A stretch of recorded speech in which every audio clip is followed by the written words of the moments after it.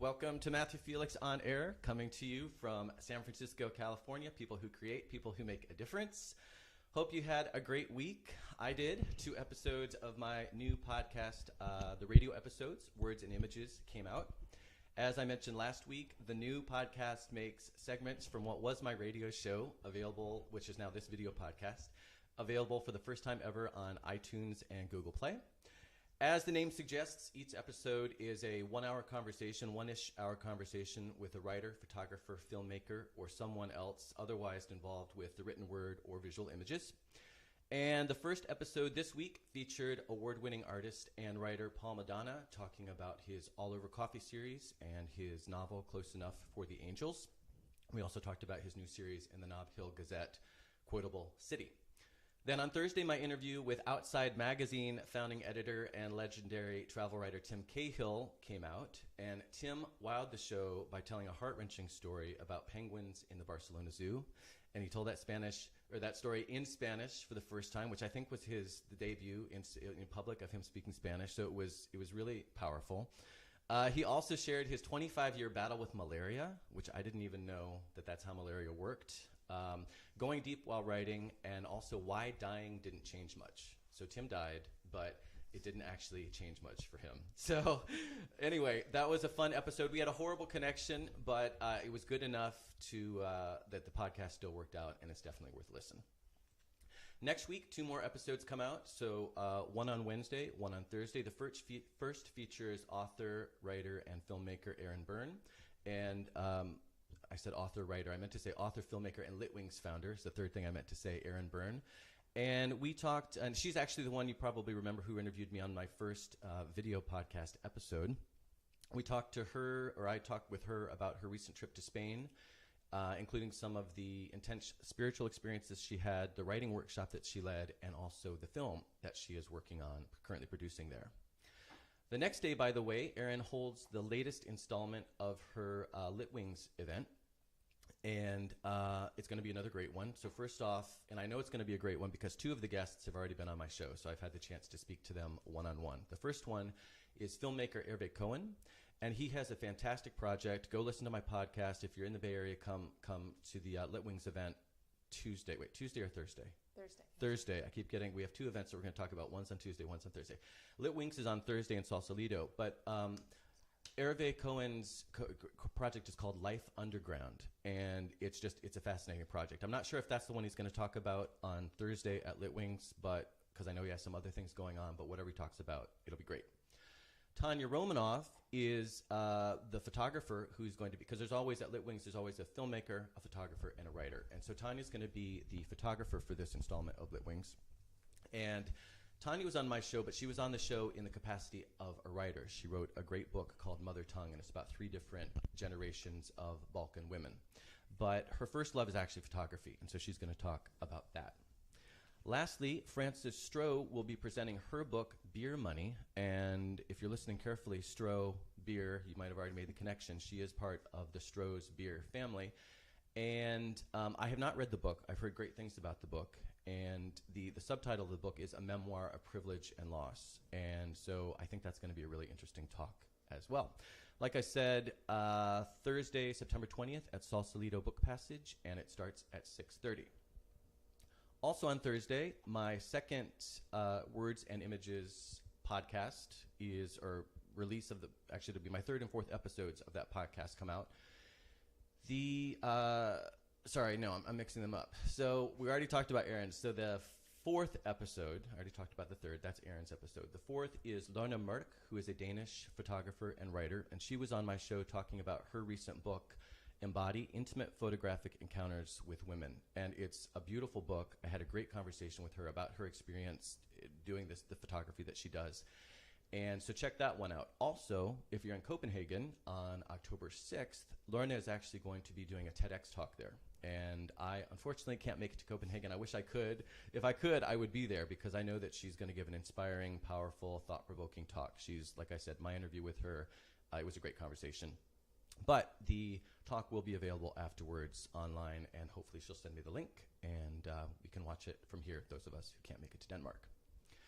Given that I also have the event organizer sitting across the table from me, even though I have not introduced her yet, I need to mention that on Tuesday, like I said, we've got one Tuesday, one Thursday, but on Tuesday, the new season of the Weekday Wanderlust travel writing series kicks off at the Mystic Hotel in downtown San Francisco. I love Weekday Wanderlust. As you can see from the video, I was a reader in February, had a great time, and I always have a great time at that event. I love that event. I've been really looking forward to it. I don't know why Kimberly and Don have to stop them during the summer just because they have other things going on. It's kind of not fair to those of us who really love that event, but like I said, I'm excited that it's kicking back off.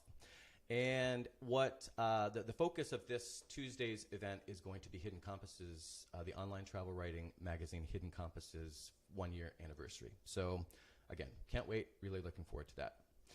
Before we jump into today's show, I also want to mention that next week I will have Zoe Elton from the Mill Valley Film Festival on. Zoe has also been on my show before, but that was several months ago, and at that time she wasn't ready, couldn't talk necessarily about this year's festival because she hadn't figured out, and she and her team and the festival organizers hadn't figured out what the festival was going to be. Well, now they have, because it's about to take place. I can't remember the exact dates, but it takes place in October. And tickets just went on sale, I believe, this week. I'm pretty sure that I saw that on social media. So it's a fantastic festival, lots of A-listers. Until I did my interview with Zoe, I didn't realize what a big deal it is, quite frankly. I mean, all of the really top A-listers end up at that festival. So it is definitely worth checking out if you are local to the San Francisco Bay Area, or if you need an excuse to come, check out the Mill Valley Film Festival, and we'll talk all about it next week. All right, so enough about the future. Let's be here now. 100 Things to Do in San Francisco Before You Die. Jill Robinson is a Bay Area native and tequila expert who writes about travel, adventure, food, and drink for Afar, National Geographic Traveler, Travel and Leisure, Outside, the San Francisco Chronicle, and many more. She has worked at Travel Muse, Yahoo, Excite, CNET, and Hot Wired as a managing editor, product manager, and business manager. Best Travel Writing and the Best Women's Travel Writing anthologies have featured her essays, and her magazine and newspaper articles have won many awards. Jill also runs a kayak and stand-up paddleboard business, which sounds really cool. Kimberley Lovato is a freelance writer, author, traveler, francophile, just back from France, and champagne lover, drinking champagne, with a peripatetic soul, and that is a quote from her bio.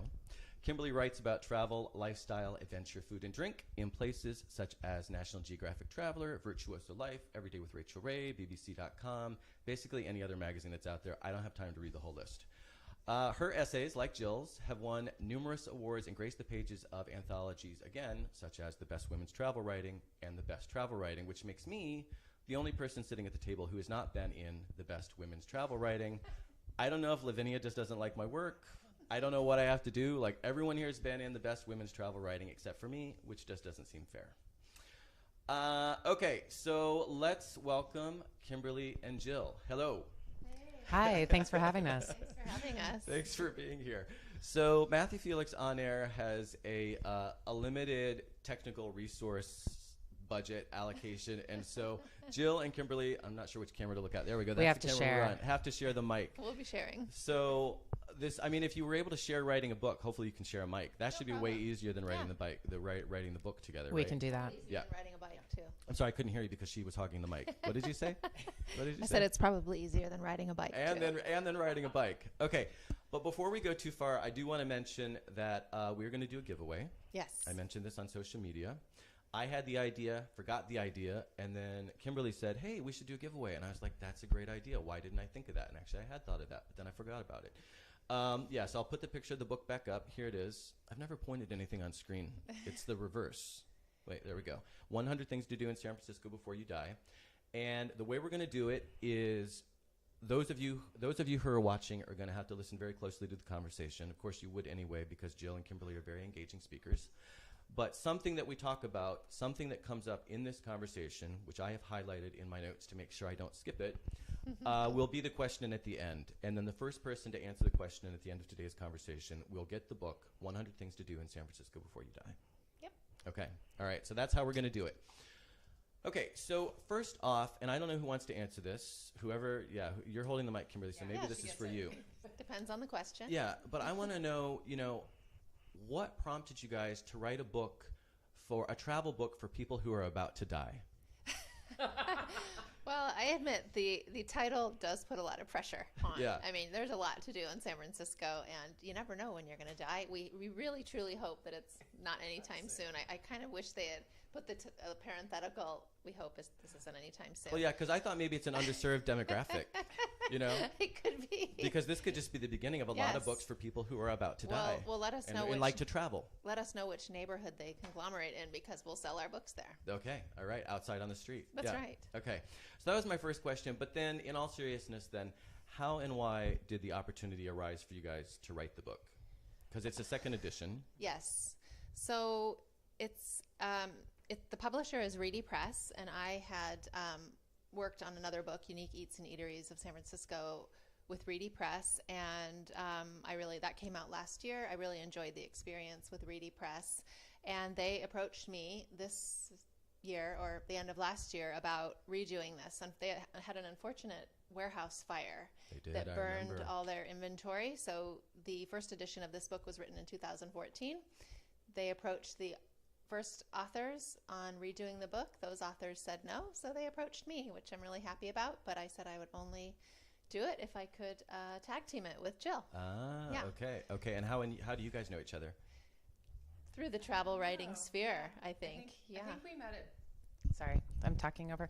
I think we met at Book Passage Travel Writers Conference, maybe, and or among the many travel journalist kind of events. Here. Yeah.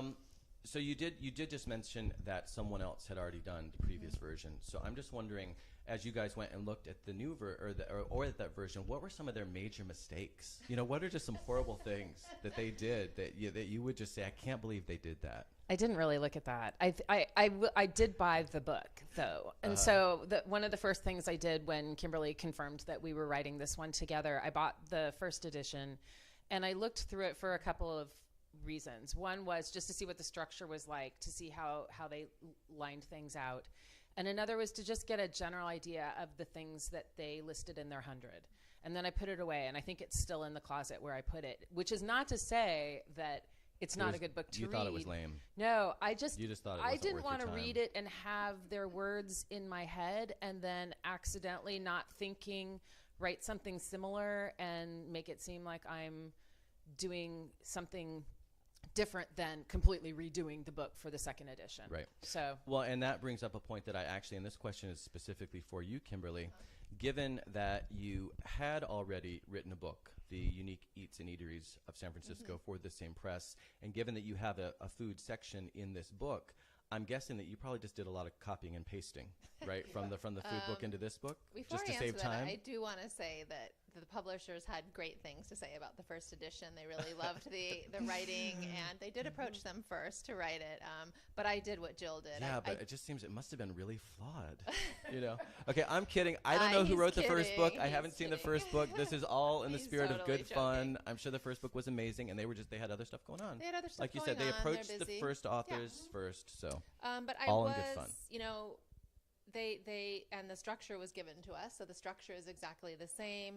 I did what Jill did. I did not want to have other writers' words in my head. I wanted to write this with a fresh voice. We obviously had to include a lot of the same things.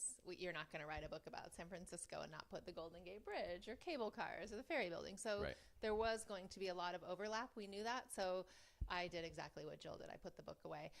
To answer your question, for the food section, I did tap into the massive amounts of research I did for Unique Eats and Eateries of San Francisco. Why, what's the expression? Why? I mean, we're three writers. We should be able to come up with the expression. Reinvent the wheel. That's it. Yeah. See, I need more champagne. Yeah. Well, there is more champagne right here, so let's take care of that. I'll just treat mine as a reward. Yes. Yeah. So you deserve it. I did tap into that quite a bit. Okay. But yeah, it was a lot of fun to research this book though, and with a friend especially. Yeah. So. Yeah, and it saved you like half the work. Yeah, 50-50. Yeah. Yeah.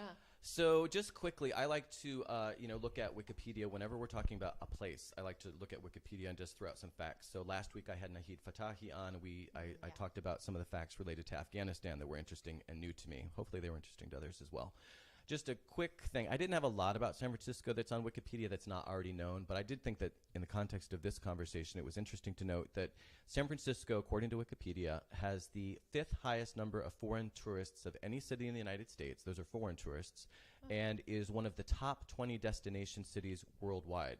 So not really surprising, but I just thought it was curious, you know, where does it fit in the big picture here? But, more than 25 million visitors arrived in San Francisco in 2016. That's right. So 25 million, and that explains why there are so many people on the streets. Yeah, so much traffic. And it's just, yeah. I mean, can't they just stay down at the wharf? Just kidding again. Just kidding again. But they added, and here's why we do love them. I mean, we love them for so many reasons, but we love them because they brought $9.96 billion to our economy. Oh, that's great. So we'll take it. I didn't know that We number. appreciate that. Yes. Yeah.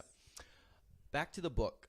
Something that you're very forthcoming about in the intro is that there are actually more than 100 things to do in this book. And so it is a little bit of a misrepresentation, and I have to move the champagne bottle out of the way, camera. So were you worried just sort of from an ethical perspective of that misrepresentation, or even legally of that misrepresentation? Or maybe conversely, aren't you concerned that you're selling yourselves short? There's more than 100 things in this book. There are more than 100 things in the book. We just couldn't fit another zero on the title, on the cover. It was a printing thing. I totally get it. I totally get it. Oh, my God. Kimberley Lovato was hard to fit onto one space on the promo pic for this. Oh, well. Did I end up doing Kimberley, or did I change it to K? I might have just done K Lovato. I'm not sure. I can't remember. It's okay. But no, I get those challenges. I As long completely as understand it's those not Kim, challenges. that's all that matters. Not Kim. I've never called you Kim. No. But seriously, Jill, how do you take a city like San Francisco and come up with more or less 100 things to do? That That's was the not hardest. easy. That was the Yeah. hardest thing when it came to writing. I don't want to say writing is easy, but it was easier than settling on the table of contents, because what we did is we each kind of blew up an Excel sheet and listed a bunch of things and determined, we're too heavy in this area. You know, we need to add more to here. But also, then what would happen is we would say, I think we have it. Oh no, we forgot this. And then you're like, well, we have to have this.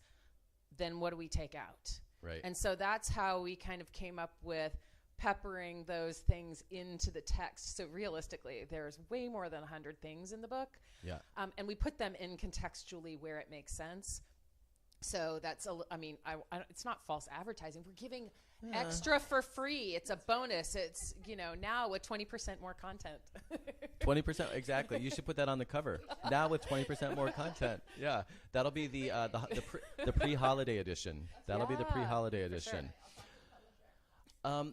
So I guess maybe we already sort of touched on this, but I was going to say, or ask how much of your efforts, because you are both from here, you grew up here, and you've been here for a long, long time. Wait, did you grow up here? No, yeah, but you've been here a long, long time. So how much, it seems like you're travel writers, you're more accustomed to writing about other places, with the exception of the Unique Eats and Eateries book, and some other things, no doubt, that I'm sure you've done, the Napa article. But in general, you're travel writers writing about other places. So and you need to see this place objectively. So was it hard to sort of step back and see it like someone who's arriving potentially for the first time, or someone who wants to visit it? And did you find yourselves having to come up? How much did you just rely on what you already knew versus saying, well, we do want this to be fresh, and having to do kind of some additional research and making your own discoveries? I'm just curious where that pendulum might have ended up. Well, for me, since not all the places that come up in the book have I known since I was a kid, because there are new things too. Right. But constantly. I'd never want to rely 100% on what I knew, because things could have changed. There could be something I don't know. It's shocking, I know, but there can be things I don't know. Well, that's when we felt that tremor the other day, yeah. right? There was a discovery. Jill realized something she didn't know, and we felt that tremor. But also, I think that's something that's very it's shared among people who live in San Francisco, is that we tend to avoid places that we think that we've done. Like I've been to Fisherman's Wharf. I've been to Alcatraz. I've been to Beach Blanket Babylon. Actually, I haven't. But you haven't? No. That's shameful. I know. And you grew up here. Yeah. There's kind of no. We're probably just going to need to go after today's show. There. Well, I think Sunday is the matinee, is it not? Yeah. So there's not one at night as well. I don't know if they have. Well, one we're at going night tomorrow. also, I don't know. You need to go. Yeah. But these things That's that scandalous. we have gone maybe once, Scandalous. or not in my case for Beach Blanket Babylon, but How do we you say don't that? go. I just said it wrong. But I was moving on. It's a tough one. Yeah, it's a tough one. I I was just stumble going. on that one all the time. But then we don't revisit those places, and I think that this was the perfect opportunity to revisit many of them, to Yep. be able to acknowledge that I don't know everything about them, even if I've did the lock-in in Alcatraz when I was in elementary school, Right. and be able to really, really look at the details and the information, because what you understand now is much different than what you understood then, and there Well- could be little pieces that you glossed over that are new to you. Right. And I think Beach Blanket Babylon, Nice. which is I hard like to how you say. slowed down I when you took a did that. breath and I kind of paused. But that's actually a good example, because even that one, even though that's the same event, they're constantly updating it. Right. So even that's an example of one. now they're fighting over the microphone. that was good. I see this iron grip, and she's like, "No, it's my turn. No, it's my turn." That was great. Okay, so the book begins with a fun facts section. So what are the funniest or the funnest fun facts in this book? That just a couple that jump out, and I have my own list here, but I just want each of you maybe to name one or two, and then I'll bring a couple up that I want to make sure we don't skip over. Well, can I cheat a little? I mean, if Because you have I didn't to. memorize all 20 of them. Okay. Of course I... Okay. I'm just going to give you some Just hints go then. in. No, I'm going to Well, prompt you. I'm okay. going to prompt you. Okay. So there's a traditional treat that helps give us insight into our futures that people think came from someplace else that actually more or less came from here. Yes. Is that good? Yes. Is that a good Shall prompt? I mention what it is? Yeah, please Fortune do. cookies. There you go. ding, ding, ding, ding, ding, ding, ding, ding. Yeah. Although using the word treat made me go immediately to rice-a-roni until Oh, you but that's not in the clarified. book. I know, but like it's a San Francisco That's true. treat. No, that's a apparently. perfect Not really. association. Apparently. Do they still? Yeah, I don't even know. Do they still call it that? Does it still exist? It still exists. It does? That's what you're getting for Christmas, by the way. Awesome. As long Both as it's of you. vegetarian. Both Oh, of us. You're a vegetarian. I'm a vegetarian. Okay, I'm sure they have vegetarian rice-a-roni by now. They should, well, Vegetarian, gluten-free, free range. free range, Yeah. biodegradable. Biodegradable rice-a-roni. I got so sick of that rice-a-roni not biodegrading. Yes, For I know. years. I would put it out on my compost, and I'm like, everything composted except for the rice-a-roni. It's just there. It's For still life. there. It's like plastic. That's right. There That's probably why was it's San Francisco's petroleum in treat. it. Okay, so that's one thing. But tell us about it was invented here. What's the deal with fortune cookies? We thought they came from So someplace else. The sweet version was invented here, but they are they originated in Japan. They're outside of Kyoto. Oh, okay. Yeah, so Okay. they folded sort of savory crackers outside the temple, and they'd put a little fortune in them. So they were invented at the Japanese tea garden. Okay, I just need you to know that Matthew James DeCosta now has an earworm because we talked about the San Francisco's treat, and so now it's just Should we going to sing be it now? stuck there. Yeah, sing it. No, I'm not singing. Rice-a-roni, the San Francisco treat. Yeah, I couldn't remember that. Yeah, ding ding, and then you got to do the ding ding. So Matthew, go, Matthew. heartfelt apologies from all of us. I didn't know rice-a-roni was going to come up. I wouldn't have brought it up myself, but it's too late. It's out there. Actually, Jill brought it up. I did. Jill brought it up. Jill brought it up. You started it by saying Treat. Okay, we gotta watch that mic because she's talking without the mic because you wouldn't share it. This is tough. Okay, so there's another thing about the bridge. What's a fact about the bridge that's constantly misunderstood about the Golden Gate Bridge? So the color of the Golden Gate Bridge, a lot of people think that it's orange. They think that it's red. It really depends. Or golden. Or golden. It could be That's golden. the whole problem. Yes, it's like very orangey, reddish golden. The official name of the paint that goes on the Golden Gate Bridge, it's called International Orange. Mm-hmm. Which is kind of really dull. I mean, just the name. It sounds so sort of Do you want it more sterile, sparkly? doesn't it? Like Yeah. glittery. What would you call it, Matthew? Glittergate. Glittergate. That sounds like We some don't. scandal. That sounds like a scandal. We have enough gates store. going on. We have enough gates. No, I wouldn't call it Glittergate. I don't know. It just seems like something. I don't know. First of all, it should be golden because everyone thinks it's golden. Although I'm so used to the color, I like the color. I'm just used to it. I don't have an answer for that one. I'm gonna think on it though because it is an important question. Being a San Franciscan for so long. Okay, international orange is the Golden Gate Bridge color. It's not gold. It's not red. It's not orange. It's kind of orange. It's international orange. Okay, but so I already knew all that. I knew about the fortune cookies because I know San Francisco. Let's be honest. I knew about the fortune cookies. Throw down. I knew about the Golden Gate Bridge being international orange. That wasn't new to me. I've known all of that for a long time. But there's something I didn't know. There are a few things I didn't know in this book. Tell us. Which I loved because I want to learn. I'm here to constantly learn and evolve. I mean, I think that's why we're all on this earth, spirits in the flesh. What I learned is that the fog has a name. I did not know that. Yes. Not only does the fog have a name, it's got so much more. Kimberly, can you tell us about that? Well, the fog has a name. His name is Carl, and I no love idea. Carl. You love Carl? Love Carl. I follow him on Twitter. He Yep. has a Twitter handle. I believe he has a Facebook page. And well, let me tell you what. Instagram? Does he have an Instagram? I don't know if he has an Instagram, but what Can I do someone know. Look it up and let us know. What I do know is that he has conflicting. He has conflicting Facebook and Twitter accounts. Oh. One is claiming to be the official. The other is the unofficial. So there's a whole. Carl's got like a lot of social media Carl-gate. going on. That's a Carl gate. Yeah. We got to get to the bottom of that. Yes. There's even. I even found a picture when I was doing the research for today's show on Carl of him naked. Oh. With the Golden Gate Bridge shielding his privates. Oh. So there's a lot. He's modest. Carl's out there. So anyway, Carl is the name of the fog. Had no idea. Multiple pages. Here's something else that I knew, but I love this fact, and most people don't know it. So this is sort of gray area. San Francisco has not always been in the United States. San Francisco has pertained to at least one other country and actually two other countries. Jill?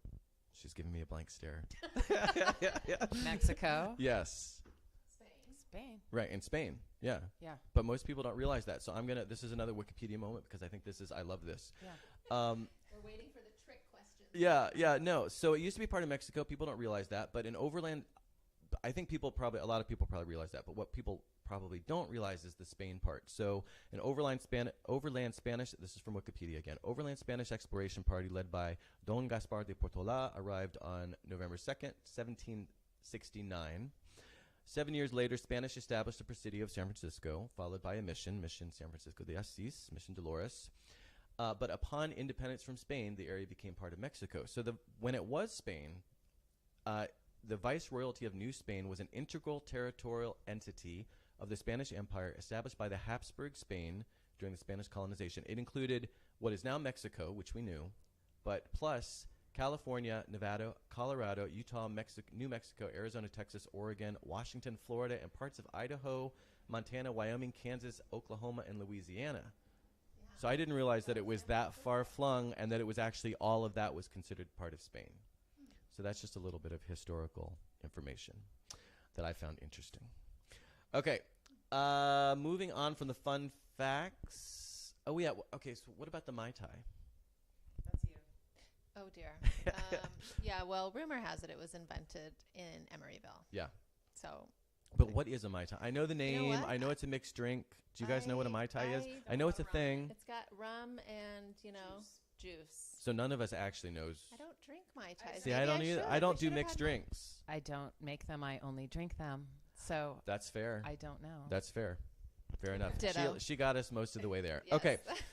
All right. You. So Kimberly, how's the book organized? Let's talk about the nuts and bolts here. How's the book organized? So the book is organized into 5 sections. I'm going to look a little bit here because I don't remember the exact order. So it's food and drink, music and entertainment, sports and recreation, culture and history, and shopping and fashion. And under each of those headings, we have anywhere from 20 to 10 things you must do that add up to 100. But as Jill said earlier, we've put in tips and fun facts, and we've even added in extra addresses. So it's 20% more. Okay. The second edition has 20% more. Okay. Matthew James DeCoster has just confirmed that Carl has an Instagram site. Oh, I'm following so he you, is. Carl. He Carl, is. I love Thank you. you, Matthew. I love you, Carl. Thank you for that. That's very Thank helpful. you, Matthew. He's everywhere. I wonder if he has Snapchat. While you're at it, Matthew, can you see if he's got? That's the only one I don't have. I don't know how to Snapchat. You have to be 12, I think, to do Snapchat. I ask my daughter all the time to show me, and she gets too exacerbated. Yeah, I can't. No, not another one, please. Not another one. Okay, Kimberly, one thing that stands out, because San Francisco, we're known for food, we're known for drink. give us one thing that stands out in the food section that we might not already know. Oh, that you might not already know in the food section. Oh gosh. Well, you mentioned the fortune cookie thing, which I do think is interesting. Yes, that and one's I'm not interesting. sure that people would know. I don't think most people know that. Yep. And when you say people, the book is geared towards visitors. Of course, we also want this to be for people from here. Yes. As well, because how often, as travelers, we spend a lot of time outside of San Francisco, and I feel like people here don't spend enough time exploring their own backyard. So. But another point, yes, can I make another point that you make that I think is really well taken, and that I used your unique Eats and Eateries book. That's another one that's hard to say. Is when people come and they want to know what to do, then even though I'm the local, I can say, well, here's where I go, but. Yes. And it helps the locals bridge that information gap with the visitors as well. For sure. So, I mean, I have visitors in my house right now. I as had we speak. 2 weeks in April, and the question that comes up every time is, what are we going to do today? And so these types of books are great. I mean, there's a lot of great info in there and things that I love to go and do as well. So for me, the food thing, I'd say the Japanese tea garden and the fortune cookie is something that maybe a lot of people don't know. I think a lot of people not from San Francisco should try a mission burrito.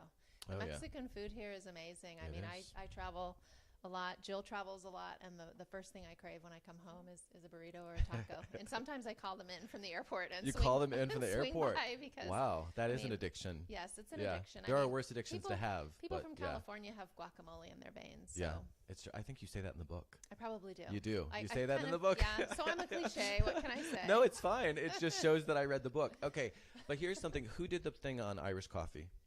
I did. Okay, then we need to talk about Irish coffee. Okay. The reason being, Irish coffee, I know that it's a San Francisco thing. I know I should know all about it. I know I should have had Irish coffee, but just like Jill hasn't gone to Beach Blanket Babylon, I have not had Irish coffee, and I know it's a thing. So can you help me? Can you help me here? Help me understand this. And I think I go to the Buena Vista at the turnaround. Yes. I know where to get it. Yes. I just haven't done it. So tell us about why this is a thing.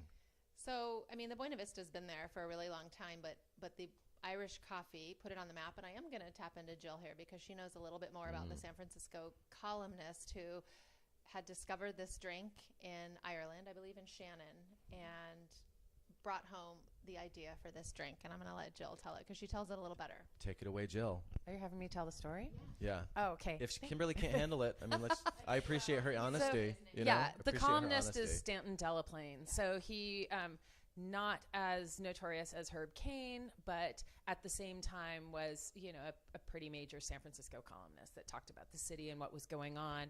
He discovered this fabulous, spiked coffee in Ireland, thought it was amazing, and rolled into the Buena Vista one night, talked to the bartender and said, we have to recreate this thing.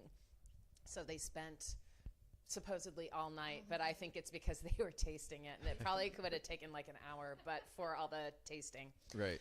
And they recreated it, but apparently the most difficult part was creating the cup of cream to float on the top, because Kimberly will tell you that it is so heavy that it would just sink. And so they needed to do a lot of scientific and taste studies and to make sure that it worked. And in the end, they prevailed.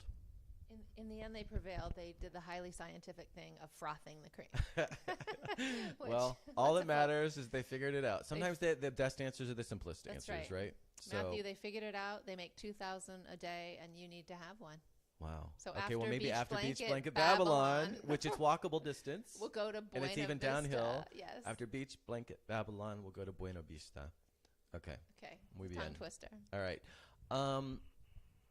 In San Francisco, changing gears, this is still in your food section. It's possible to experience an indoor thunderstorm. Mm-hmm. Who's going to tell us about that? That's at the. I feel like I'm on Jeopardy for 101 things. Well, in San Francisco I just Jeopardy. realized that I think the easiest thing to do is whoever wrote the question, then you guys can field it, right? Sure. Yeah. It's at the. It's gonna suck if I chose all of yours, not knowing it, and Jill just sits there. Well, we did mix them up, yeah. but we did divide it, but we did mix them up. But that's at the Tonga Room in the Fairmont, and it's it does thunder and rainstorm in the Tonga Room. And it takes place around I think it's called the Blue Lagoon. Is it called the Blue Lagoon? Which is the former indoor pool of the Fairmont. Is now a lagoon in this tropical tiki themed bar at the bottom of the Fairmont Hotel, and it is a San Francisco institution for sure. The only issue is that I heard, because they also have lightning. You said thunder, rain, and lightning. Did you know that one of the tourists was recently struck by this lightning? Did you know this? Really? We had a tourist struck by the artificial lightning. There's a lawsuit. Okay, now I'm kidding because I don't want a lawsuit. Okay. That's right, a joke. That's a joke. I don't want a lawsuit. light bulb burned out. Yeah, And exactly. Exactly. A small child was struck by lightning next to the pool. Just a disaster. Yes. A publicity disaster. A PR disaster. That's right. More Mai Tais for everyone. Exactly. A lot more Mai Tais really quickly. Another place in San Francisco, speaking of publicity, that gets a lot of press, including a very, very famous, no longer with us, unfortunately, travel writer, food travel writer, is the Swan Oyster Depot. So can you tell us about that place and why that's such a big deal? I used to live over there, and there was always a line. Always a line. So tell us a little bit about that. So Swan Oyster Depot is, okay, so everyone in San Francisco, if you haven't waited in line for food, you haven't lived in San Francisco long enough. So someone at some point in their San Francisco life will wait in line for something. And Swan Oyster Depot is a fish market and fish cafe, if you will. It basically has a Formica counter. It looks like a diner. Yeah, it looks like a seafood diner almost. Countertop, Yeah. 18 stools, and the lineup starts when it opens at 10:30. And it pretty much goes all day, especially on weekends. And you can get fresh oysters and crab. And the same family, I believe, has been running it since the 40s. San Cimino. Yeah. San Cimino family. But Since yeah, 46. you mentioned, Yeah. 46. I mean, it's been around a lot longer, but that family's been there since then. Oh, it's been around since before then, though. Yeah, oh, yeah. Interesting. It traded hands Right. to this family. And who are a couple of the famous people who've been there that I was alluding to? Well, you alluded to Anthony Bourdain, I who went did. there for one of his shows, I believe, in 2015. Yeah, just not Not fairly that long recently. ago. Yeah. He did a great San Francisco piece, and he was there. And I think I mentioned like Bing Crosby That's might it. have gone in Yeah. there. Yeah, Bing Crosby. Yeah. So, I can't sing any of Bing Crosby's songs. No? No. Yeah, that's all right. I don't know if we're allowed to legally anyway. Oh, probably not. Oh, am I going to get dinged for the Rice-A-Roni song? Well, they'll probably just be happy We'll for be the taking publicity if they still donations. exist. That's right. Yeah. Matthew is not happy because now he's going to have the song in his head, but everyone else is probably fine with that. Okay, but this is a quick tangent that I was really curious about in this book, or in this for Swan Oyster, is they have a problem with fake websites. Do you remember this from your book? Yes. Why would people want to create fake websites for this restaurant? I don't know if the people are just being generous and trying to give the place publicity, but I sort of figure that they probably haven't been to San Francisco and seen the line go down Polk Street because.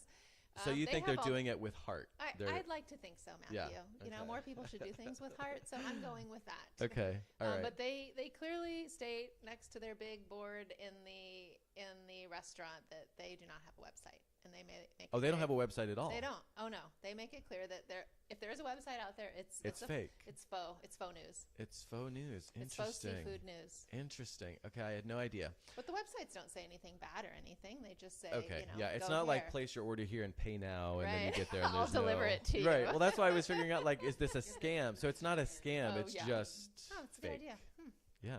Business opportunity. That's right. Cha-ching. I'll edit this part out. Yes. Okay, Jill needs to talk. Yes, she does. And here's what she's going to talk about. What am I I'm going to help about? you. Okay. So we know that Kimberly loves champagne. She's drinking some as we speak. Cheers to San Francisco. Okay, cheers. Cheers to San Francisco. Look in the eyes. Ojos, Look in the ojos. eyes. Okay.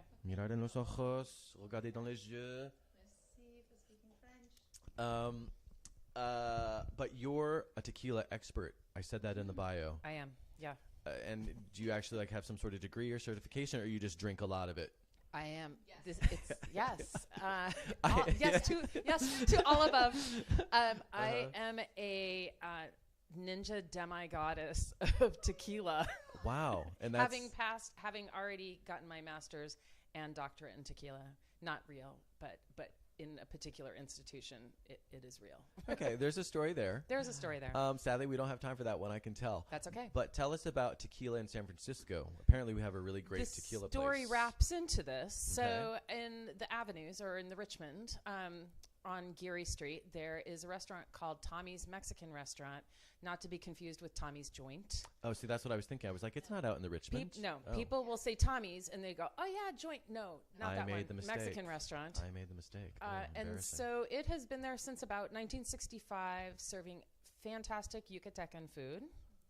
from Tommy and his wife Elmi, who came here from Mexico. And then the kids have all grown up in the restaurant, and Julio, one of the sons, started in, I feel like it was the early 90s, but I could be a little wrong, realizing that tequila is a denomination of origin spirit, which he knew, which is something that Mexico is proud of. But people in the U.S. were treating it like, yeah, I'm going to take a shot, and I'm going to take another shot, and I'm going to take another shot. And, oh, I forgot to take more shots because I'm drunk and on the floor. He wanted to get people to understand, like Kimberley last night, there is quality. So messy or last like night. Carl, because he's not here today. Carl couldn't make it in. He's still recovering from last night. Yep. So he started this education program in the bar in the restaurant, and so started teaching people about tequila, the growth of the product, about harvesting agave. the product. It's agave, but it's only one kind of agave. Okay, interesting. And then also the different regions where they grow it, what the distillation process is, et cetera. And so he is responsible for educating not only San Franciscans, but people around the world about tequila. Interesting. And so if you want to, you pass through the education process. Oh, so this really is where you were educated. This is where I was. Interesting. So okay. It comes from drinking a lot of tequila. Yay. That's the home. Yeah. But also you need Good to homework go to to have. Mexico and go to different distilleries. You need to With take this program. Yes. Oh, well, wow. you don't have to, but if that you is want to part of the attain a program, level, though. I mean, yes. yeah. Oh, interesting. And you also have to take a serious written test. I was one of the answers to the questions on the written test, along with my friend Harriet, because we were the first two women ninja demi-goddesses. Oh, so women Goddess. They ninja can be a demi-goddess is demigod. actually the title, though, of this degree that you get. You get that title. Well, it's not women, but it's so here's how I got my master's. I'm seeing a separate show. I got on my this. doctorate.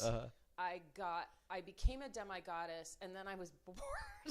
I'm like, I have nothing left to attain. What do I do? I need it. Oh, I can redo one of those degrees as a ninja, which is sipping the tequila instead of mixing it in a margarita or something like that. So I just wanted to like have extra credit. Right. You've always been an overachiever, it sounds like. Apparently. I can tell. With the tequila, yeah. With tequila, yeah. Welcome, Joe Hughes, and nice to see you, Joe. And welcome, Jan Johnson Reynolds, who apparently Kimberley knows. Yeah. Yeah. She's claiming to be your blood relative. Yeah. So welcome, Joe and Jan. Nice to have you. The last thing I want to ask about food is something, again, that I did not know, and it seemed interesting. So we have America's only independent cheese school. They teach something that's really specific. Do you know what I'm referring to? I like how to sniff out cheese, I'm guessing. How to sniff or you have a bad brie. cold. How to sniff brie. So that's a Yes. thing. So I did not know that there was this particular way. I shouldn't be surprised. It's a French thing. Yes. And it is an art. The cheese is an art. But I didn't know. Did you actually learn how to sniff brie? Can you give us any insight? Because that's news to me as well. So I had no idea either. So in researching this, I haven't taken a class yet at the cheese school. They just moved to Ghirardelli Square and opened, I think on September 11th, they opened at Ghirardelli Square, a brand new cheese shop, cafe, store, and have a lot more classes to offer. So, let's go sniff away. Let's do it. I know. I want to know. I did, in all seriousness, and like I said, you're just back from France. You spent a lot of time in France, so this may have happened to you as well. I did one time in France when I was doing a cheese thing at one of these cheese places. I forget, fromagerie or whatever they're called. I sniffed a cheese that was so bad it burnt my nostrils. Oh, wow. I mean, it burned my It was painful. Oh, dear. There are some that are really, so that's probably why you have to learn how to do it, is so that you don't injure yourself. Well, and maybe it was just bad cheese. Or you think I don't know. I think it was pungent? good cheese. I think it was just really pungent. It was Yeah. one of those regional, I super love specific. the And it stinky. probably aged for like 700 years. And, Stinky is the best when it comes to cheese anyway. All right. So we don't know how to sniff brie, but we're going to maybe find out. Yeah, Because go I to think the we need to cheese know school. that. And maybe we'll do it over some tequila, because brie and tequila go so well together. Why Okay. not? We've got to move on in the interest of time to music. I'm looking at my cheat sheet here. Okay. We already talked about Beach Blanket Babylon a little bit, although I'm just going to throw out, because we didn't really say what it is. So it's this political satire. They changed the show per what's going on in today's political climate. It's the longest running musical review in the world. If you come to San Francisco, unless you're Jill, it's totally worth checking out. Totally worth checking out. So we already mentioned that in the music entertainment. I just wanted to fill in that blank a little bit. we talked about before the show, we talked about sing along in the Castro. So that's one of our things. I don't know if other cities must do that as well, but that's something that's very, very San Francisco that we've done for a long time. I took my nephew to do it. He loved it. Can you tell people about sing along at the Castro? Yeah, so I think I don't know how often it's done a year. Pretty frequently. Several times a month, once every 6 weeks, 8 weeks. I bet it's once a month. Yeah, so they have a film, and they invite people to come and sing along and dress in costume is highly encouraged, and it's just really fun because those movies, you can't sing in the movie theater normally. No. So unless it's Rocky Horror or something. Yeah, Rocky Horror. They do that there as well. Yeah. But like I just on the way here to this interview, they're showing Mamma Mia sing along right now. There you go. I kind of want to go. They're showing it right now. I don't know this minute, today but today it's upcoming. on the marquee. Okay, good. For Mamma Mia. Okay, Mamma Mia, which I've not seen. So maybe that would be a perfect. Well, no. Well, yeah, I can sing along because it's ABBA. Yeah, right. Mamma Mia is ABBA, so yeah, I could sing along even though I haven't seen the movie. All right, maybe I'll check it out. And they have some that are like very kid friendly too, like some of the popular Disney hits. Okay, too. so I just so that's awesome. But I'm sorry, I got distracted because I realized there's one really important thing that you left out about the Castro. Oh my gosh! And this I am putting you on the spot. Don't about put the me on the Castro. spot. Do you know, Jill? Yes, The what? Jill got it. Okay, tell us. It has an amazing organ, Yes. and that's like the whole point of the sing-along sometimes. I mean, Yeah. you're singing to the music that's in the film, but the organ's part of it. Well, and it's not even just the organ. It's the fact that even if it's not a sing-along, at Everything the beginning starts of with the every organ. movie, regardless of what the movie is, there is a live organ player, and the organ rises up, whatever the correct verb tense is there. It rises up, and then the guy plays, and then he sinks back down and vanishes, and he waves to everybody, and it's always the same guy, I think. So. It seems to me like it's always the same guy. Consistently to be able to tell you that. Yeah, but it's a really cool that they still do that. Yeah. And so anyway, I love that part of. No, it's okay, but that's just a good nugget I thought worth sharing for people who haven't already experienced that. Jill, can you give us one other, and I can prompt you, music and entertainment thing that people should know about San Francisco? That's maybe something that they should know or something they maybe haven't heard about? Anything that jumps out? Festivals? Festivals are amazing. I have a personal favorite, but it's not an under the radar institution. Okay, that's fine. It doesn't have to I be. used to work at the San Francisco Symphony. So I have a special place in my heart for. I do, but I didn't play it for the symphony. I worked in administration. I did. But the symphony, opera, and ballet are all housed together right around the War Memorial. And so the Davies Symphony Hall, and then the War Memorial is where those three institutions have their performances, and they're amazing. And I was looking at my notes for a second. Did you mention the jazz? That's also really close by. Oh, right. Well, they're close by. Not the same, but it's really close. Right. Yeah, SF Jazz Center is amazing. Right. Also close by, opened very recently. I want to say 5 years ago. Yeah, pretty recently. In the new space. Yeah. Fillmore's not far. Mm-hmm. Okay, so that's the festivals music. are great. Yeah. Was that the prompt? Well, that was the prompt, but let's just go through them really quickly. A couple of the highlights of the festivals. There's Outside Lands. Outside Lands. The Bluegrass Festival is and awesome. Hardly Strictly Bluegrass. Love that festival. Yep. We just We've had got another one. We have Jazz Festival. Jazz Fest. Stern Stern Grove, Grove. which is great because that's free. Yes. Stern Grove is free, and it's big names, and it's free. But Carl sometimes shows up. Carl prefers the Stern Grove Festival, I think, actually because frequents. it is free. He does frequent, because it's free. And Carl's a cheap. cheapskate. He's so sweet. He's so sweet, but he's kind of cheap. Yeah, it's kind of cheap. He's a little cold. He can be really cold at times. Yeah. I mean, I like him. I love him. But let's just be honest. He has a great sense of humor. Yeah. He's very whimsical and unpredictable. Yeah. Okay, so let's move on to sports and recreation. We have a race that everybody's got races. All the cities have races. And it's for a lot of worthy causes, and sometimes it's just for fun. We have a race, though, that I think is pretty different from any other. Jill, do you want to tell us about that? The Beta Breakers. That's it. Yep. It was actually, one thing people don't know is it was started not immediately after the 1906 San Francisco earthquake. Oh, wow. I think it was started in the teens as a way to kind of lift up the city spirit after the earthquake. Interesting. And I don't think it existed in the way it exists now back then. Yeah. But nowadays, it is truly a foot race. You can walk it if you want. I have walked it. I have run it. It traverses the city from downtown, kind of near Embarcadero area, all the way over to Golden Gate Park. So it's the Ocean bay. Beach. You're starting at the bay, and you're ending up at And you where go the Ocean waves Beach break at the beach. Yes. People do it in costume. People spend a lot of time figuring out the best original costume. Or what was your costume? I did not do it in costume. What? I was boring. Neither one of you did it in costume. No. You both did it and No. not in costume. But I did do one of the I don't times know. I did it. I did I do don't it. know. It used to be a tradition. It's no longer allowed to do it drinking. So I did do it drinking one year. Okay, well, I didn't do it naked, which is Well, that's it's the other not, thing I you have wouldn't to know talk if about, it's the a nakedness. tradition, but it is an offshoot of the fact that you are able to choose a costume, and some people say my costume is no costume, and is that how they say it? possibly I don't know. They just like I'm going naked. Well, yeah, that and- depends. Yeah, how much they've had, how much tequila they've had at that point. Or, But a lot of or people do they it might naked. Have a very healthy sense of self and decide. But they end up that bruised, they're I think. cool. If you do it naked, It's it just seems entirely like there's a lot of like possible. black eyes and just bruises and could be. all. Yeah. But you point out in the book that we don't know if the police are going to enforce the nudity ban, because technically nudity is not allowed as of a few years ago. Men have to have something covering their schlongs. Women That's a presumably great have to word. have something down there as well. I don't know, because Probably, that's I think not. It's just the, We have a lot more men running around lower naked stuff. than the women in the city. Go figure. Yeah, isn't that weird? Yeah, Huh. no, it's Yeah. not. Again, another show.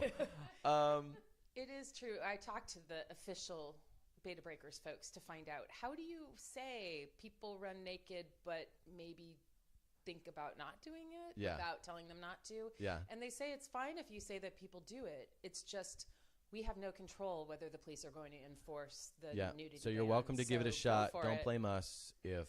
I imagine that the police probably just give it a pass unless it's really egregious. Yeah. Yeah.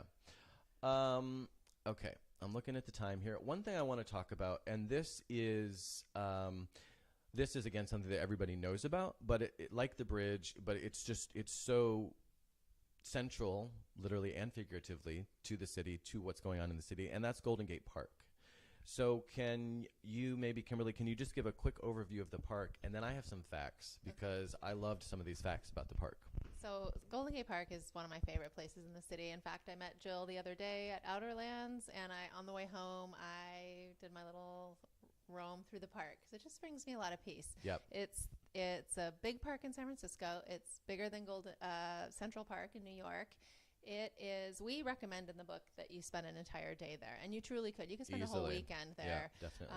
It has museums. It has music. It has flowers. It has a conservatory of flowers. It has bison. It has its resident herd of bison. It has Dutch windmills. It has restaurants. I mean, it has slides, or a children's corner right in the park, and Paddle boats. paddle boats on Stowe Lake, and the Japanese tea garden that we spoke of, and AIDS Memorial Grove. the AIDS Memorial Grove we mentioned in our book, and it is truly truly an oasis in the city. I have to be very cliche, but it is. I love that was going so there. cliche. God. I love going there. And you're a writer. I I am. would have thought. All right. So yeah. I write guidebooks. We have to be cliche. That's true. Let's be honest. Okay. All right. It makes perfect sense. But your guidebooks, however, I can vouch firsthand. I've read both of your guidebooks from start to, because you only have those two, right? That we're talking For about guidebooks. today, yes. Well, because you also have the one that you won the award for. That wasn't a guidebook. but That's what I was gonna say. That was no, more. I wrote another book when I lived in Brussels, Belgium. So I wrote a guidebook on Belgium for Michelin, but I never Okay, really I talked haven't- about that book. All right, we're not going to talk about that. So I have read your two known guidebooks Okay. from San Francisco guidebook. from start to finish, so I can confirm that you are. It's not whatever we said it was a second ago, because now I got so lost in Cliche. time. It's not cliche. Okay, It's I want to read. It's fabulous. That's the Thank word I you. would use. Thank I you, told you. Matthew. I told you a million times. My sisters love those books. Okay, I'm going to get comfortable here, and then I'm going to read a couple of facts Okay. about Golden Gate Park. So you mentioned that it is larger. It's 20% larger than Central Park, which Okay. is very interesting. It's more than 1,000 acres. But something you didn't mention that I love, and I did know this part. I didn't know some of these things. It was carved out of, quote, and this is the quote from Wikipedia, unpromising sand and shore dunes that were known as the Outside Lands. That's where Outside Lands gets its festival, and that park gets. But But so that's one thing that to me is really interesting, that it's a quote unquote man-made park, whatever the gender neutral term for man-made is. I'm not sure what that would be. Human-made park, I guess. It's a human created park. So I love that, because when you go, that's not what it feels like. It feels like this crazy, wonderland. So that started, engineer William Hammond Hall started the park in 1870, became its commissioner in 1871. But then John McLaren, who had apprenticed in Scotland at the home of many of the 19th century's best professional gardeners, when asked by the Park Commission if he could make Golden Gate Park, quote, one of the beauty spots of the world, he replied by saying, "With your aid, gentlemen, and God be willing, that I shall do." He promised that he'd go into the country and walk along a stream until he found a farm, and that he'd come back to the garden and recreate what nature had done. And that's what I think you do. You think it's a natural thing, even though it's all these weird species. So point being, he ended up then, let's see, they grew French grass seeds for 2 years, and then once they had the grass, they planted them to hold the sand down. And then after that success, they were able to, once they'd secured the sand, they introduced new species of plants, and McLaren is credited with adding over 700 new types of trees to California within the span of 1 year. Wow. Which I thought was really interesting. Today we wouldn't do that because they're non-natives, but Right. it is cool when you're in the park. You see so many species that you're like, where is that from? There's obviously from all over the world. And that's not even in the botanical gardens. That's just all over the park. By 1875, 60,000 trees, mostly eucalyptus globulus, Monterey pine, and Monterey cypress, had been planted. By 1879, that figure had more than doubled to 155,000 trees over 1,000 acres. So anyway, I just thought that was really interesting about the park. A lot of stuff I didn't know. Can I step in? I mean, you're doing No, it it's my show. exactly. I'm going to hook myself in. Please do. You're doing exactly what we hope people do for this. I mean, you see the book. It's very short, 130 pages. We had very limited space with each entry. So Jill used a great phrase the other day. You called it, It's an idea generator. idea generator. I love it. that. And that's what this book is. And we hope that people go and do what you did. Like, here's a little tidbit. Here's what we recommend you go do in Golden Gate Park. But let me dig into like how Golden Gate Parks got started, because we just didn't have the room to do that with every entry. So thank you for doing that. And I've done that many times with this book, is dig a little bit more into some of the surprises that came up for me. So basically, I fell into your trap, I think is what you're saying. Okay. You did. I was a good reader. I was a good reader. So one thing I want to mention that you do, and I don't want to go into too much detail just because we're kind of running out of time, but I do want to mention that in the spirit of some of the additional things that you add, some of the side notes and additional sort of, not tangents, but, again, additional information in addition to the 100 things, you do have a section where you sort of cheat in a good way that's day trips. And so you do mention, maybe Jill, just throw out 2 or 3 day trips that people can take that are mentioned in your book. So you can because easily there's so many great go ones. over the Golden Gate Bridge and stop in Sausalito, which is a sweet little town, beautiful views of San Francisco, and walk along the waterfront there, maybe go kayaking, maybe just wander, go shopping. I think you own a kayaking company. I don't own a kayak place there. You don't? I actually used to work for a kayak company in Sausalito. And here's my card for my kayak. Oh, no, we'll get to that. Okay, good. So then going up farther north, you can go to Mount Tamalpais, beautiful open space there, Muir Woods. And then you can go farther north and go to Napa, Sonoma, do some drinking, not driving after you do the drinking. That's okay. You can spend the night. It's no big deal. Sure. And they have shuttles where people will drive for you. True. Mm-hmm. And then if you go south, and I'm not cutting off anything north of Napa, but, in the interest of time. If you go south, you can go to Half Moon Bay. This time of year, known for its pumpkins and pumpkin festival. Also known for a really amazing kayak shop there in the harbor. That's where mine is. There we go. So you can stop there or not, whatever. It just all depends on what I think you they wanna should. do. Yeah, I think they should. Sure. Yeah. Yeah. And then if you go across the bay, you can go to Oakland, another really great city in San Francisco. I think that sometimes people blow up the possibility of competition between San Francisco and Oakland. It seems lately like you either have to love one or the other, and if you say you love one, then they say, oh, then you don't like this one. But I grew up in the East Bay, so Oakland is my first big city before San Francisco, and great food. Yeah. Well, and I had Jesse Federling on from Reedy Press, who did 100 Things to Die. No, sorry, 100 Things to Die for in 100 Oakland. Ways to Die in Oakland. Yeah, 100 Ways to Die in Oakland. No, 100 Things to Do in Oakland Before You Die. So actually, she apparently started the trend for books for people who are about to die. But anyway, yeah, so I had her on, and that was great for me because living in San Francisco, I don't actually go over that often. You know, I do have a couple friends over there, so it's not a foreign, you know, I do make it over there, but I don't know it that well. And there are, you know, with so much of just the changes that have happened in the Bay Area in the past several years, the past decade, there's so much stuff, so much great stuff going on there now that I didn't know about, and having her on was great for that. There's incredible history there as well, which I think gets glossed over in the newness of Oakland, that, you know, you've got a lot of the old parks, you have the Black Panther history there, there's a great walking tour, etc. Yep, etc. etc. Worth a trip. Cross the bridge. We've got BART. We've got cars. We've got ferries by land, air. Well, not air. I mean, I guess you could fly from SFO to Oakland. Probably not. It'd probably be pretty circuitous. Probably be okay. Let's talk about culture. So, one thing that I would just throw out is that I think people should do Alcatraz if you haven't done Alcatraz, because that's one of those things where, again, it's so touristy. If you're kind of trying to avoid the crowds, you might be tempted to avoid the crowds. But, you know, I've done their audio tour 2 or 3 times in the 20 years that I've been here. And usually I just send people now, but sometimes I'll still go out because you're in the cell where the person who is narrating the audio tour was the person who was in that cell. And I just found that, never mind the boat trip out there, never mind the views from out there. So I would just say that Alcatraz is actually something that's really worthwhile, that if you're wondering, should I bother, because you have to get reservations ahead, a lot of people go. I think it's really, really worthwhile. And one of the things that I found recently, a few years ago, I went to Alcatraz. And again, growing up here, I've been a bunch of times. But a way to make it new is going and focusing on something different. And the gardens in Alcatraz, like, people think gardens, what were there? You had families of the prison keepers. You had the prisoners themselves working on these beautiful gardens. And they didn't have a whole lot of water source. So they needed to xeriscape. They needed to make it, you know, right for the appropriate climate and the water that they had. And so some of those plants are, heritage plants from that time. Yep. And anything that is added is based on photos and things that they have from the time to make sure that you get a sense of what it was like. Interesting. I don't know that I've, you know, been exposed to the garden, so I will have to check that out the next time.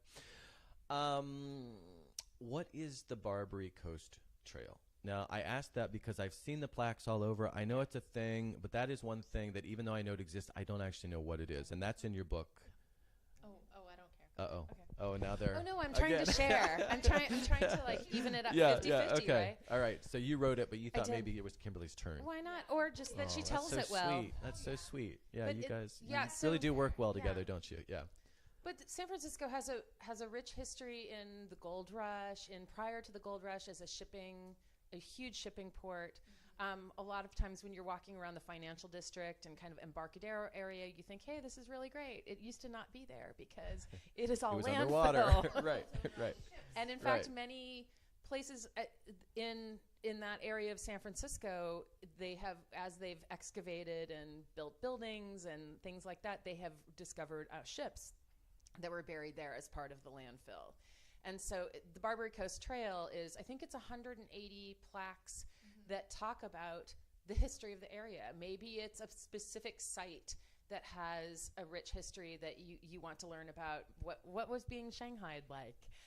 To be put, get drunk and knocked out and put on a boat to work for whatever period of time. That was getting shanghaied.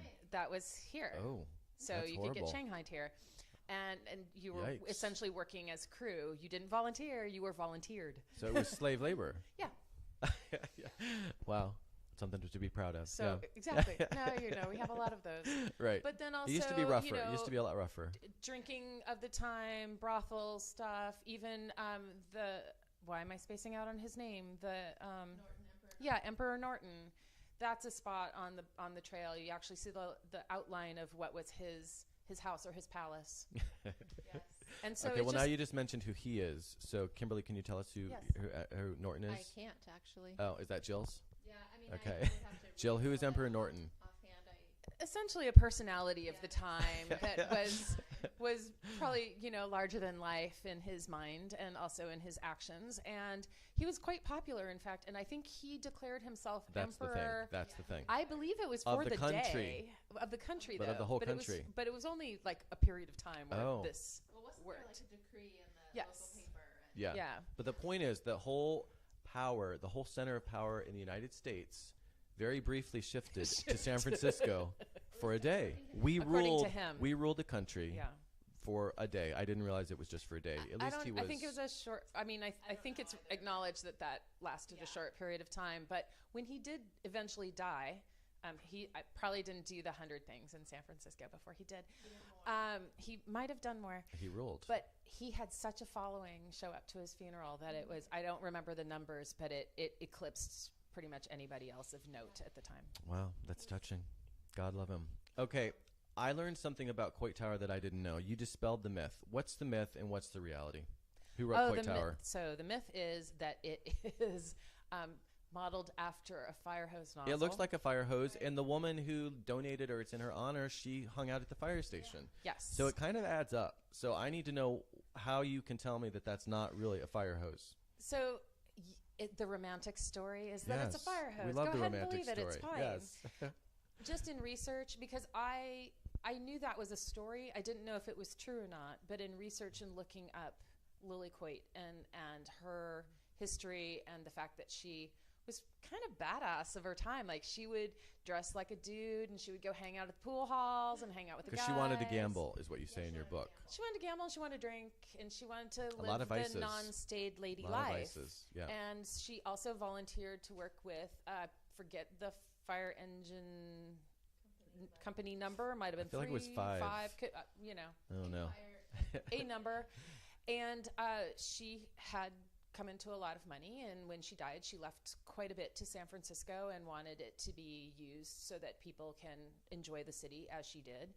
And I think it's the same architect that did Coit Tower as did, darn it, something else. And that's good. So the architect had other work. Architect had other work in the city. But it apparently it was dispelled that it was a fire hose nozzle. It was something else. But hey, it looks like one. So it looks like one to me. I'm holding on to that myth. Some people I don't think know. it looks like I just like that things. myth. Yeah. Okay, let's just talk quickly about cable cars, because there are two things. One is not in your book. One is. Well, I was just surprised this is from your book, by how many more there used to be. So can you talk a little bit about the cable cars? I think maybe this was Kimberly's. I don't know whose it was. So, I mean, who doesn't know what the cable cars are? But maybe people not from San Francisco know. You would be surprised how many countries are listening to this. I was shocked the other day. Okay. Seriously, like. So so the cable not cars everyone not everyone necessarily knows. Are the, I hate to use the word trolley, but they are a method of transportation. The cable cars are pulled up and down the hills and around the city by actual cables. Right. Underneath the roads. And if you walk around on the cable car tracks, you can hear them, you can feel the vibration. Yeah, there used to be a lot more. If you now. live near them, you can struggle to sleep at night. I used to live near them, and it was just, you kind of get used to it, but you kind of don't.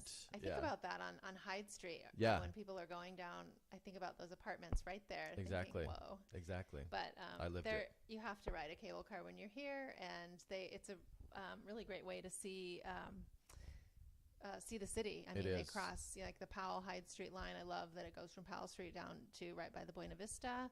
And something that I really recommend people do is not just ride the cable cars, but go to the Cable Car Museum, because there you actually see the cables, the big wheel turning. Yep. The big wheel keeps on turning. The grease, smell the grease, the vibration. I mean, it's this really visceral proof of living history of San Francisco. It's and proof. It's right there. It's proof, because there's the cable. There's the cable, and the cars are going up. Yeah. So it must be working. Yeah. And so, okay, this is the part that's not in your book, but that I love this fact. Super famous author who was a cable car conductor. Maya Angelou. There you go. She knows why the cage bird sings. Dude, I know that also. The reason you talked about the numbers, I thought about it, but see, I wrote all of my parts really long. Yeah. I had to cut, and that was one thing. I think it was in there, but it's okay. Oh, so Kimberly cut it out. No. Seems like something that was a horrible editorial decision.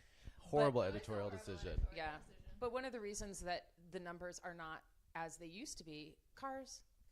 There are other ways for people to get around now, and what happened is. And let me say what those numbers were, just because it's interesting. They're before the 1906 earthquake and fire. So it sounds like the earthquake and fire also had something to do with it. Yeah, but before the earthquake and fire destroying everything, there were more than 600 cable cars in operation. That's crazy. That's a lot of cable cars, and now we probably have, I don't know, 40 or 20 or I don't know. Yeah, I don't know how many are going up and down at one time. Anyway, yeah. Okay, so we need to move on to shopping and fashion. We're not going to spend that much time, but what's that? We shouldn't. We shouldn't talk about spend that much time on shopping. We can do it. Yeah, well, one thing I liked is I'm just curious which cities you guys are traveling to, and here's why. This is a quote. Bookstores may be wait, I can't even say this with a straight face. Sorry, but He's making fun of us. yes, I am making fun of you. This is the only thing in the book that I'm overtly. I'm not even pretending not to make fun of. I'm making fun of you. Quote. Got to take a deep breath. He's making fun of us. Bookstores may be a thing of the past in some cities, but San Francisco's independent bookstores are still cherished. Okay, what cities have you guys gone to that they don't have bookstores anymore? Independent bookstores, we said, right? No. Oh, that was probably a typo then. Okay. Yeah, I I think we meant independent bookstores because San Francisco's independent bookstore scene is quite lively and alive, and people really support them. So that was an oversight or a typo. It went out with Maya Angelou. Yeah. The independent there. Anyway, I just thought that was funny. And yeah, like I said, I am giving you a hard time. But something that I learned on this show at this seat, and he was there, Alan Beats from Borderlands Books was on 2 weeks ago, I think. And so I had to do some research prior to that show. And something that I learned, which was really encouraging, is that the number of indie bookstores is now going up. Like consistently going back up. So basically what happened is Amazon came in, Borders came in, the indie bookstores were just decimated. But then it kind of stabilized, and now they've turned around. And, I think people just realize you get different services. They're more important to the community. They're offering an experience that is different, perhaps complementary, perhaps not. But, in some cases, so they can both sort of exist. And now more bookstores. And he was also saying, so check out this talk, because it was a great conversation with Alan, that now you can actually sell bookstores, whereas before you could only sell the value of the inventory. Now, from a business perspective, the reputation, the whatever that part of the business formula is, that the reputation, the customer base, and all of that thing is now in the price of bookstores. Whereas for a while it was just what are these books worth? Because your business isn't worth anything else. So I was really encouraged by that conversation with Alan. I learned a lot from that conversation. So but there are bookstores in other cities. So there are bookstores in other cities. Independent bookstores, it should read. Yes, yeah. For version 3, third edition, we'll add that. I just thought, well, they're not really looking around very much when they travel. No, I'm kidding. We're busy when we travel. That's right. You're busy with other things. You've got other things to do other than go to bookstores. Okay, so we're out of time. So I just want to ask one last thing. Is there anything, and I asked you this question, when did I ask you this? Oh, I asked you this question live at a bookstore reading. I was just curious. Oh, and I asked Jesse this. I think I'm thinking of both. Okay. Are there any things that you just really wish that you had to leave out in the interest of space, that because it's so hard to narrow down. So is just anything that jumps out, or are you pretty happy with where it all ended up given the limitations that were imposed upon you? I mean, I think it's really hard to write a book like this because you can't include everything, and the book is not meant to be all inclusive.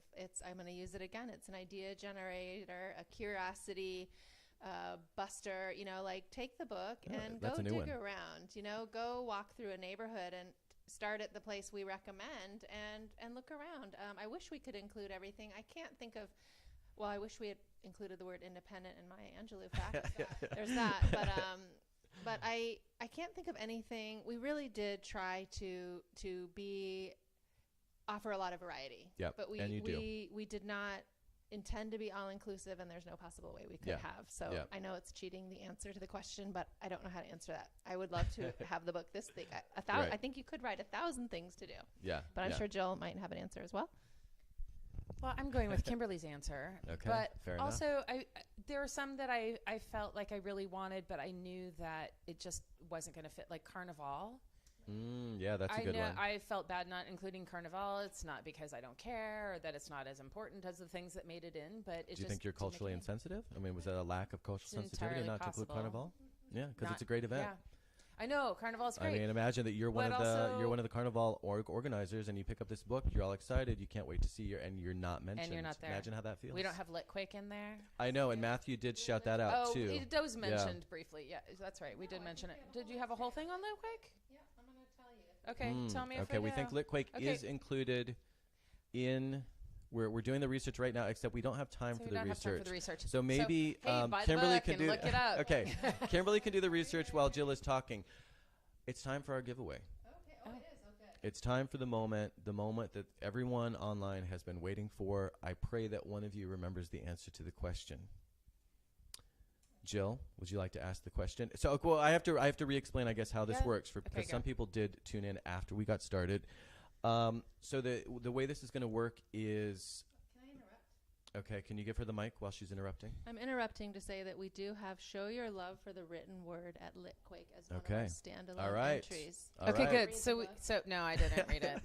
No. That wasn't her thing. Okay, No, I'm Litquake glad. is included. I'm Thank glad God. it's in there. All right, yes. And I'll be speaking at Litquake, by the way. I'll be reading at Litquake this year. Lit Crawl this year. Nice segue. Got to throw that out there. I'm very excited about that.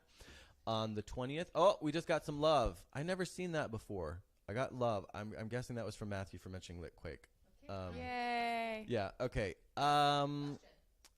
But I have to explain. So basically, not basically. So we're going to ask a question that was already covered earlier in our conversation. And the first person who texts in, oh yeah, there are more love. And then I did see Matthew's face because this is the first time someone's thrown in icons like that. So this is new to me. Thank you for the love, Matthew. Yeah, there's an icon, you know, the little face when people are leaving. And it's drawing. It's a drawing. He's got a drawing of his face on there. It's way more sophisticated than mine, which is just the picture. Okay, so the first person who answers the question on Facebook that Jill is about to ask, she's posing for the camera, so I need to put the camera back on her. It's okay. I cannot. I'm doing a lot of things at once here. Okay, now you can pose again for the camera. Yeah. Yeah, the book. There's the book.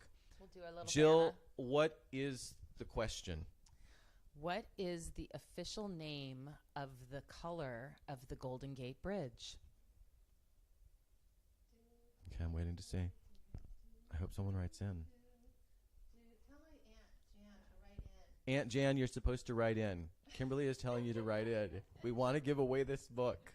No one wants it? No one knows the answer. Oh, No one is responding with an answer. I can't believe it. Oh no, Matthew. I didn't scroll down. Matthew said International Orange. The book That's goes right. to Matthew James DeCosta, who has Yay. basically been a guest on today's show along with us. I And know. You've been mentioned a lot. We appreciate. Well, he's been very actively participating and Yeah. chiming in at key moments, and so we do love it. We appreciate it. So Matthew James DeCosta is the winner. Yay. This is a great boom. He's really excited. I can feel the excitement through Facebook. Send more love. So, yeah, he's going to send more love. All right, so that's that. All right, so we got to wrap up today's show. Thank you very much, Jill. Thank you very much, Kimberly. This was a lot of fun. And let me just throw out your links. So it's Kimberley Lovato. Kimberly is KimberleyLey Lovato.com. Jill is at dangerjillrobinson.com, which is super cute. Any other links? You don't have a link for the book, a specific We website. do. You do? Okay. It's 100thingssf.net. Okay, 100things.sf.net. No, I threw an extra dot. thingssf.net. Yeah, okay. When is you have an event this week? Also, let's throw that out there before we're we at wrap Books up. Inc. on Chestnut Street Thursday night at 7 o'clock. Books Inc. on Chestnut Thursday 7 o'clock, and we are at the Napa Valley Book Fest October 6th. All right, so a couple great events coming up. Thank you very much for being here today. This was a lot of fun. Thank you. And Thank I you. look forward to edition 3 or whatever else you guys have going on. 20% more. 20% more. Yes. All right, that is all for today. Next week, Zoe Elton from the Mill Valley Film Festival will be making a return visit to talk about this year's festival and what's happening right now in the world of film. I had so much fun with Zoe last time she was on, and I'm so excited that she said that she would come back to talk about this year's festival. Thanks again to today's guests, travel writers Kimberley Lovato and Jill Robinson, authors of the new book, 100 Things to Do in San Francisco Before You Die. And last but certainly not least, thank you for tuning in and for watching and for listening.